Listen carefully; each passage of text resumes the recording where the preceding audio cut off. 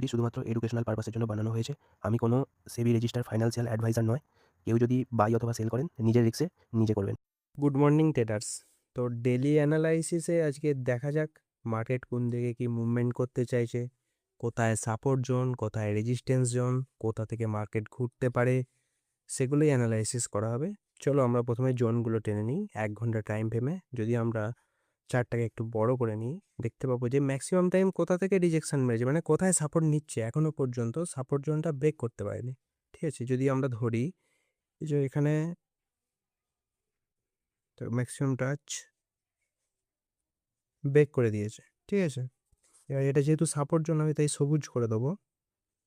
দেখো এখানে হচ্ছে সাপোর্ট জোনটা ব্রেক করে দিয়েছে।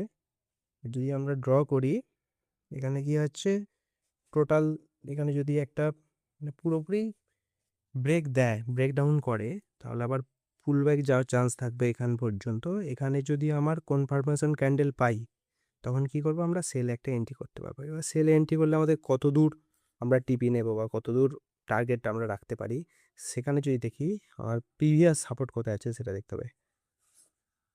তাহলে আমরা পরবর্তী জোন টেনে নেবো।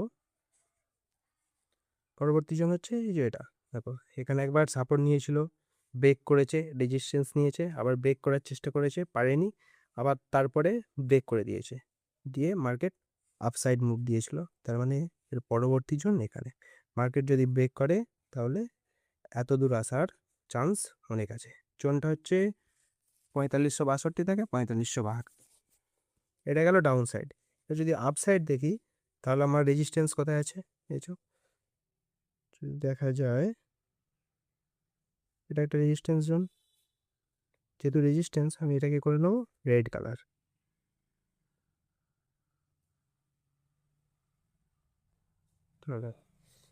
এবার পরবর্তী জোন কোথায় আছে সেটাও আমরা খুঁজে নেবো।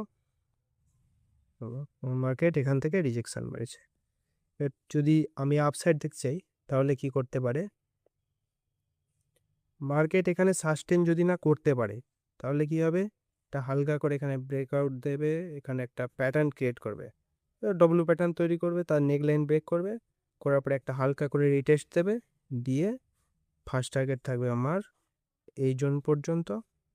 এটাও যদি ব্রেকআউট করে দেয় তাহলে আমার এখানে একটা হালকা রিটেস্ট থাকবে, তাকে পরবর্তী জোন পর্যন্ত চলে যাবে।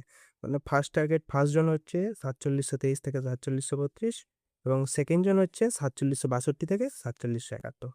তো আজকের ভিউ এতটুকুই। এবার গোল্ড কীরকম কী মুভমেন্ট দেয় সারাদিন কাটার পরে বোঝা যাবে সন্ধ্যাবেলা। Thank you for watching this video. If you enjoyed it, please hit the like button and the bell notification icon.